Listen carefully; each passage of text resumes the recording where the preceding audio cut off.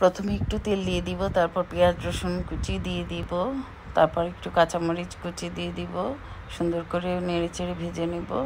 ভেজে নিয়ে এখানে গ্রিন কারি পেস্টটা দিয়ে দিব, দিয়ে ভালো করে নেড়েচেড়ে কষিয়ে নিব। এরপর পানি দিয়ে দিব কটু, পানি দিয়ে তারপর একটু জাল দিয়ে নারকেলের দুধ দিয়ে দিব 1 কটু। এরপরে মাশরুম 2-3 রকম মাশরুম দিয়ে একটু গাজর দিয়ে নেড়ে ছেড়ে দিব। তারপর যখন বয়েল আসবে আমি এতে একটু স্বাদ মতো লবণ দিয়ে দিব আর একটু ব্ল্যাক পেপার দিয়ে দিব। অ্যান্ড এরপরে আমি ঢাকনা খুলে ব্রোকলি দিয়ে দিয়েছি।